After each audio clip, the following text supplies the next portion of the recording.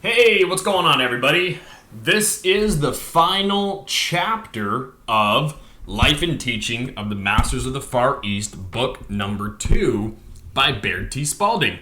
So, super excited to be wrapping up book 2 today. And I've got the live camera and the YouTube camera set up so that it appears as though I'm looking at both cameras as much as possible, because I think it was throwing some people for a loop with the live camera being down slower and I was at an angle. So I've tried my best to correct that. Still filming live, or still filming for the YouTube primarily. And without further ado, let's jump into chapter 16. At 12 o'clock, with all final arrangements complete, the expedition moved out of the village amid the cheers and good wishes of the greater number of the villagers. The greater number of villagers had gathered to bid us goodbye. Our next stopping place, where we were obliged to cross a wide stream, was reached about 6 that evening. It was thought best to camp in order to prepare for the crossing, as this would consume the greater part of the next day. Since there was no bridge or boat, the crossing was accomplished by sliding across on a large cable made of plaited leather thongs that had been stretched across the river. The individual members of the party experienced no difficulty in negotiating the cable. The chief difficulty was in getting the horses and mules across. This was finally accomplished by making a strong sling from leather straps and arranging it so that an attachment would fit over the slide along the leather cable. This sling was first securely fastened around the animal's body, then secured over the cable, and the animal was pushed over the bluff where it hung suspended above the roaring torrent until it was pulled to the other bank. To this sling were attached 2 ropes of sufficient length to reach across the river, one serving to pull the animal across, while the other served to pull the sling back again for another animal. In this way, all crossed safely. We experienced no further difficulty, and aside from the crossing, we found the trail much better than the one we had followed going out. We arrived safely at our outfitting point, where the expedition was disbanded, and arrangements were completed for those who were to return home to go on to the seaport by the regular caravan route. The next morning, Emil joined us, and after bidding our associates goodbye, we started out on our return trip to the village of our former winter quarters. We again stopped 2 days to rest at the bandit camp where the 2 men remained, thus reducing our party to 7. These 2 men told their comrades of the remarkable trip they had made and the wonders they had seen. Our party was shown every courtesy, though, of course, our 3 friends came in for the greater honors. The leader of the band assured them that the bandits would hold the location of the cities absolutely sacred out of their respect for the consideration that had been shown them. We were told there was very little danger of this band ever attempting to go so far away. The desert bandits never invaded the mountains, nor did the mountain bandits invade the desert, for they were continuously at war with each other. So far as we know, they have faithfully kept their promise. The morning we left this camp, the leader of the band came and gave our chief a small silver coin about the size and weight of an English shilling, with a curiously wrought inscription upon it, saying that if any of the bandit bands in that country molested us, we would gain our instant release by showing this. He told us that it had been in the possession of his family for many generations, and that he cherished it very highly, but he wished our chief to have it as a token of his esteem. After examining it carefully, Emil said it was a very faithful reproduction of a coin that had been in use in the northern Gobi many thousands of years ago. The date showed that this particular coin had been made more than 700 years before. He then told us that these coins were worn as a kind of charm by some of the natives of the region, and the older the coins were, the more effectuous they were supposed to be. Efficacious they were supposed to be. No doubt this particular one had been prized very highly by the leader and the whole band. From this village, we continued our journey and arrived at our winter quarters in due time without further incident. We were welcomed heartily by the party, which visited us in the desert and which had left at the village where we met the high priest. Now, I just want to make a point here that when I'm reading these passages from the books that are of description nature, where they're describing things, I've made a point to kind of slow my reading down because these sections of the books don't necessarily flow for me. But when I get to the part where the masters are sharing universal wisdom and truths, it seems to flow right through me, and my reading comprehension and speed goes up. So you tell me if you notice that while I'm reading. But again, I've kind of made a point to slow down to try to give more context to these sections where they're just describing their journeys. To me personally, this is not the meat of these books, and I don't think anybody would consider it to be. The meat is when Baird reproduces the teachings that he received from the masters while he was in the Far East. We were again invited to share the home of our former hostess, which invitation we gladly accepted. This time, there were but 4 of us, as 7 of our associates had returned to India and Mongolia to carry on further research work. This arrangement had been suggested and agreed to in order to give us more time for the translation of the records. All was quiet in the little village, and we gave every moment of our time to the arrangement and form of the symbols and characters which made up the alphabet, placing them in the order that enabled us to use them, thus giving us an insight into the meaning of the words. In this, we were assisted by Chander Sen.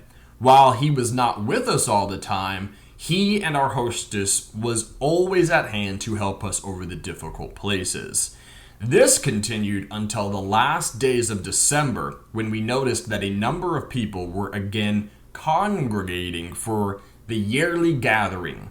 They were nearly all people we had met at the gathering the year before. We found that this year they were to meet in the temple and use the center room of the 5 upper rooms that were arranged along the ledge as already described. We went up to this room early New Year's Eve in order to meet and talk with those who had gathered. We found that they were from numerous places, and they told us of things that had happened in the outside world, with which we were beginning to feel we had lost all contact. Yet, we had been happy in our work. The time had passed rapidly, and we were very content. While we were talking, one of the guests came in and said that the moon was very beautiful. A number of those in the room, including all of our party, walked out upon the ledge. It was indeed a beautiful sight from that elevation. The moon had just risen and seemed to be floating through a great bank of delicate colors, which were reflected on the vast expanse of snow that covered mountain and valley, and the colors were continuously changing. Someone said, "Oh, the carillon will sing tonight, will ring tonight." In a few moments, the bells did begin to ring. At first, it was as though a bell located a long way off had been struck 3 times. Then smaller and smaller ones sounded, coming nearer until they seemed but tiny bells located directly at our feet. So real was the impression that we looked down expecting to see the bells. This melody continued until it seemed as though thousands of bells were being struck in perfect harmony. The bank of color would rise until it appeared to be even with the ledge where we were standing, and it would seem as though we could step out upon it. So completely did it shut out the earth below. As the colors raised in undulating swells, the sound of the bells would increase until the melody filled every niche. It appeared as though we were standing on the stage of a great amphitheater with thousands of dim forms and faces of those listening to the bells. Then a full, strong tenor voice began to sing, "America," and in an instant, thousands of voices took up the words while the bells carried the melody. Thus, the song went booming on until the end, when voices back of us said, "America, we greet you." The others said, "We greet the whole world." We turned, and there stood Jesus, the high priest, and Emil. We had become so enraptured by the phenomenon that was taking place about us that we had become wholly unconscious that there were others near us. All stepped aside to let the three enter the room. As Jesus turned, we could see that remarkable light that always shone out when he was present, and as he stepped through the door, the whole room became a blaze of white light. All went in and were seated at the tables. Jesus was seated at the first table, and the priest at our table, with Emil and our chief on either side. This time, there were but two long tables down the length of the room. There were no coverings, but as we were seated, the tables were covered with white linen, and the service came on almost as quickly. The food seemed to come with the plates, with the exception of the bread. A loaf appeared on the table before Jesus. He picked it up and began breaking it, placing the pieces on a plate. When the plate was filled, a dim, childish form lifted it and stood silent until 7 plates had been filled and 7 forms stood holding them. As Jesus broke the bread and filled the plates, the loaf did not diminish. As the last plate was filled, Jesus arose and with outstretched hands said, "This bread, which I present to you, represents God's pure life. Partake of that pure life, which is always of God."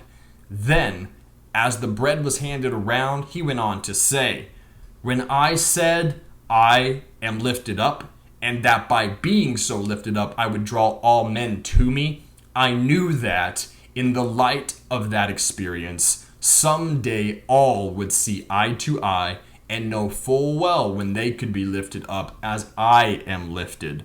I saw heaven right here on earth among men.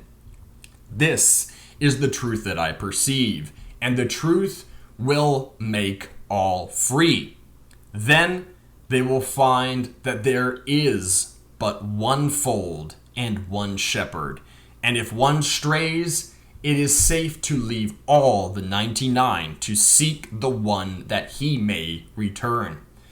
God may be all in all to all his children, and all are his. They are far nearer and dearer to him than the sparrows or the lilies of the field. If he rejoices in the lily's growth and notes the sparrow's fall, how much more does he note the growth of his dear children? Neither does he judge them more than he does the lilies or the sparrow, but holds them dear to his great cause, and not one can be left out when his perfection is established. I could see that if this ideal could be graven in letters of purest gold on the walls of the temples of the world's great thought, It would lift men's thoughts above the murk and mire by setting their feet on a rock, a sure foundation, where the winds and tides could lash and roar, but while men stood steadfast and true, they would be secure. Because of this security, peace, and calm, they would aim to the heights where they see their true dominion. They may soar above, but they will not find heaven above. They will find it right among men, and it is not reached by merely plodding on in toil and sorrow and great tribulation, and then eventually finding the great jewel. It is much more quickly reached by throwing off all materiality and the laws that thereby bind men to the eternal wheel. Then, step forth. You pick up the jewel, incorporate it, let the light shine forth, and you have gained by one direct step that which you may put off through all eternity, if you will. So Jesus is saying that if you choose to put off the taking up of your mantle, which is the I am presence, the eternal life that is inherently the attribute of your character, of your makeup, of that which you are. You have the right to do so. We may eternally put it off if we so choose. We may eternally live a dualistic experience and live in the delusion of separation, which is ultimately an illusion. However, if we choose to cast off all materiality and take up the mantle of our birthright, our I am presence, we may do so in an instance. Now, this is no easy task. Otherwise, a lot more of us would have already done it. In the grand scheme of things, as Jesus is remarking here, that when he was able to take his lofty perspective, he could see that in due time, all men would be lifted up. All humanity would be lifted up. In our third density perspective, it may be hundreds of thousands of years. But from a 10,000 foot view, that time shrinks to like a millisecond. And from that perspective, you see the amalgamation of all souls back into unity. The casting off of focus on materiality, which is the focus on illusion, and the persisting on in the delusion of separateness. So, as Jesus's amalgamation into unity came on in a short period of time, some say 3 years, but certainly with his resurrection, so can it be for every single one of us. But it is that casting off of materiality which is most difficult for all of us. Some come into this world and they're born into a society or a structure or a family that helps them along at a very accelerated rate so that they don't get so attached to materiality. And in fact, the thing that they hold most high is the return to unity. Now, it is also that child's and the soul, which is ultimately the animating principle, that has it as that mission to be accomplished through that form, i.e., take life in this body and achieve unity through the third density experience. For others, it may not necessarily be the highest aim of the soul to achieve that in this life. And for the vast majority of us, it actually is.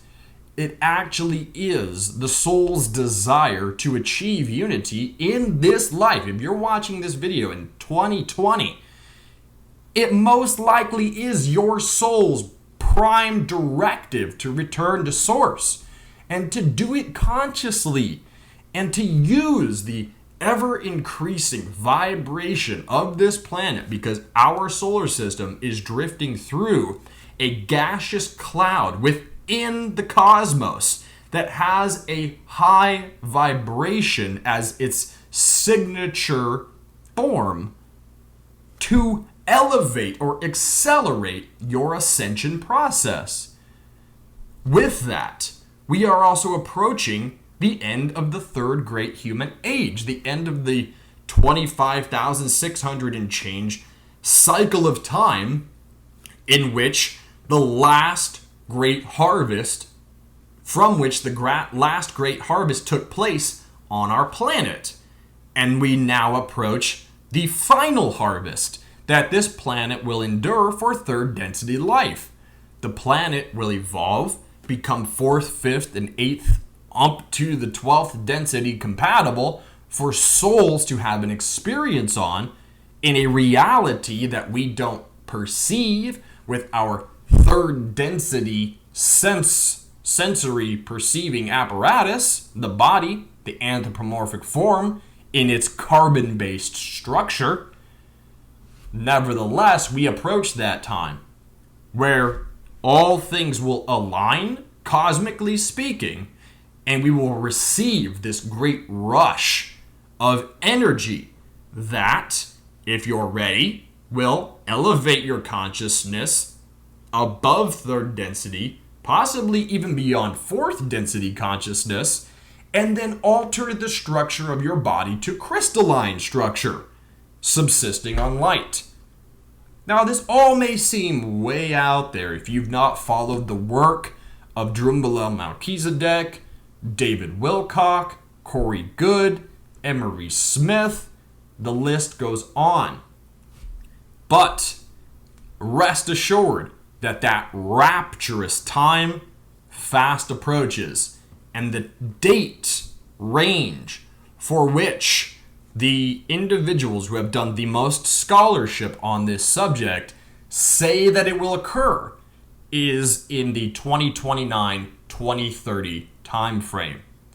So, if you're attuned to this channel, or you're attuned to high vibratory frequencies that are promoting be more loving and raise that consciousness, then rest assured that you are firmly punching your ticket for the great beyond.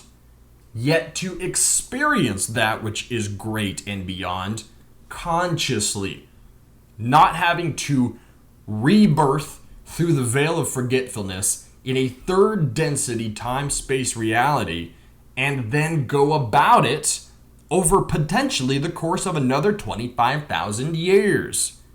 So, have faith that if you are doing this work, as I am, as so many others are, that you are setting your sails for that divine wind which will carry your ship across the divide, through the veil, and you can then experience conscious, eternal life, as the masters call it, a son of God, the only begotten. A life lived in complete saturation by the Christ energies, where you are not separate from it. You don't perceive duality. You experience oneness and unity.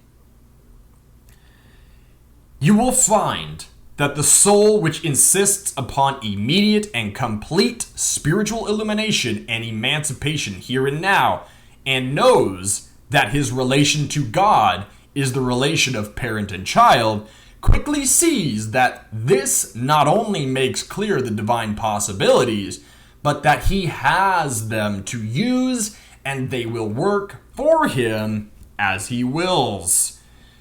To that one, the New Testament story will not be fiction nor a vague dream that may happen after death, but an ideal that is lifted up before the world of a perfect realization of a life of love and service.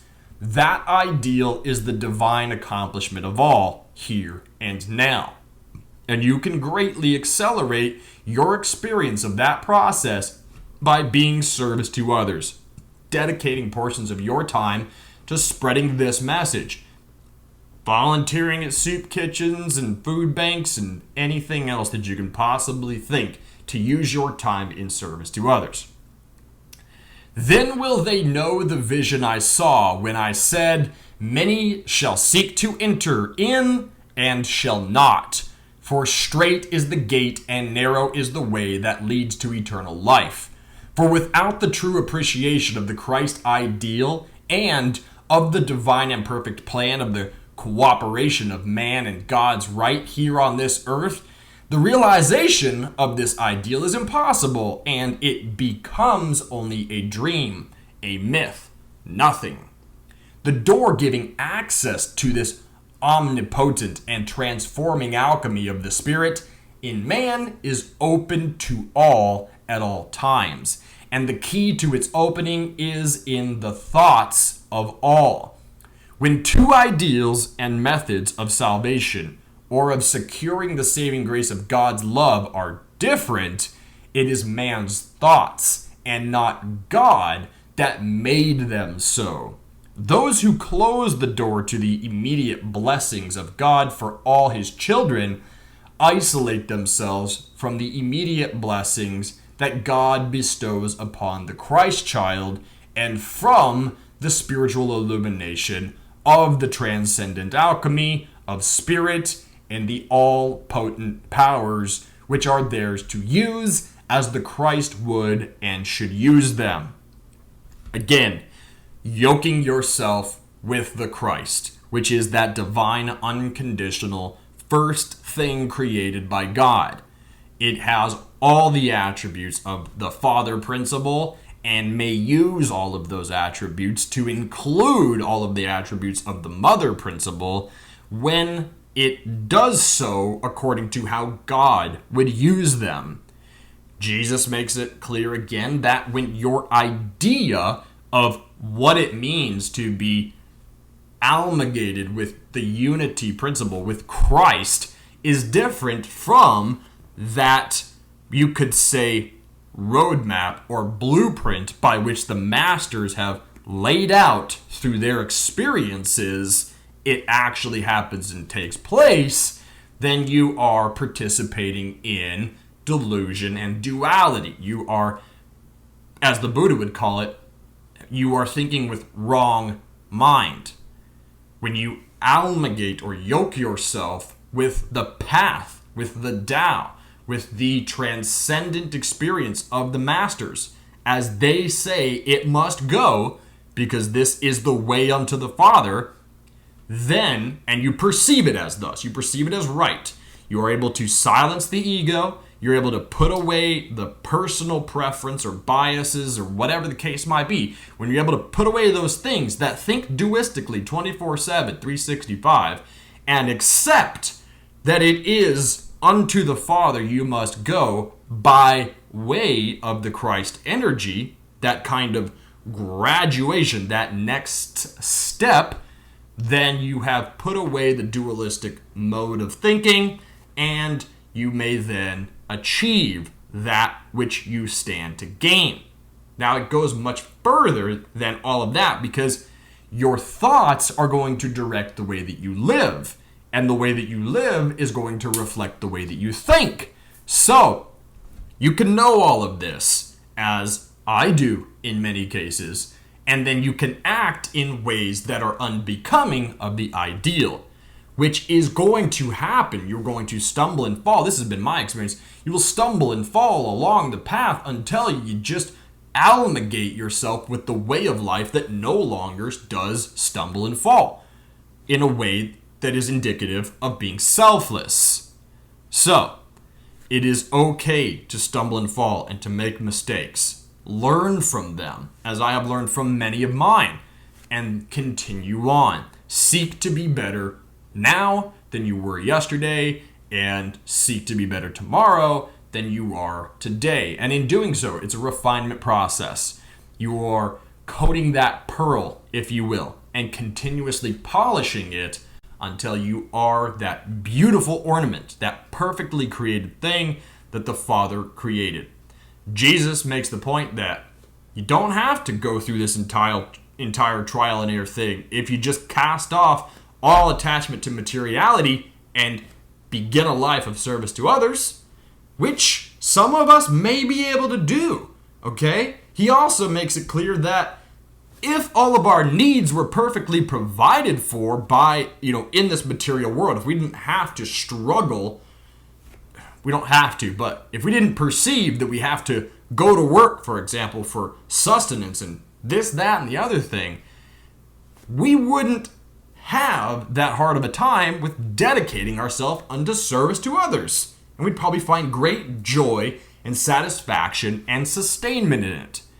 And Jesus goes as far as to say also that when you actually do cast off the thought energies that say, I have to procure by the sweat of my own brow in order to subsist in this time-place reality, and you just, in faith and in full bravado, just say, all right, I'm going for it. I'm going to be service unto others, and I may incur some hardships in the beginning.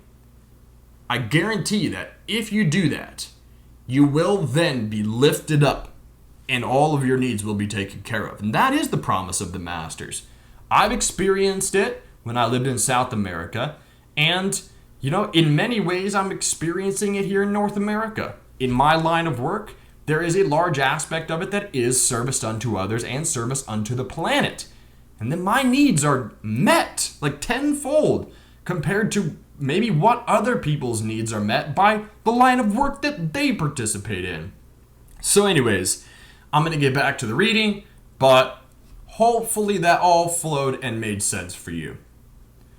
Those who close the door to the immediate blessings of God for all his children isolate themselves from the immediate blessings that God bestows upon the Christ child and from the spiritual illumination of the transcendent alchemy of spirit and the all-potent powers which are theirs to use as the Christ would and should use them.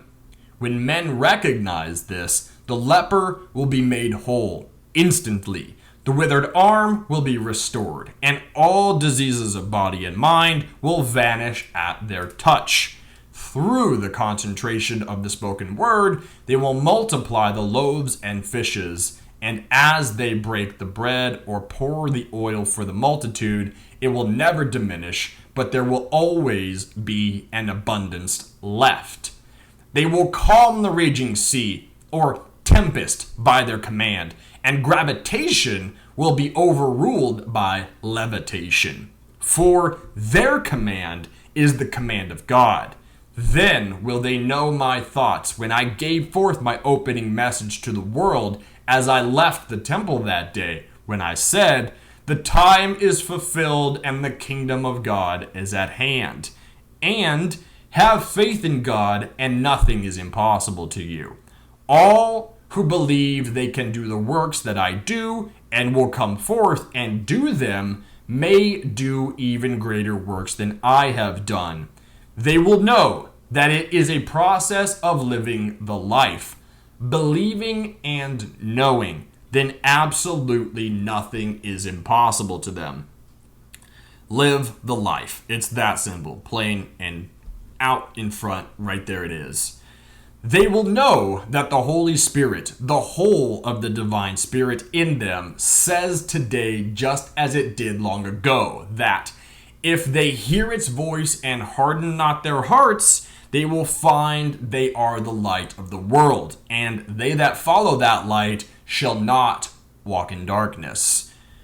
They will know that they are the door by which all enter into the light of life, and those who will go in and out by that door will find eternal peace and great joy, and will discover that now is the accepted time.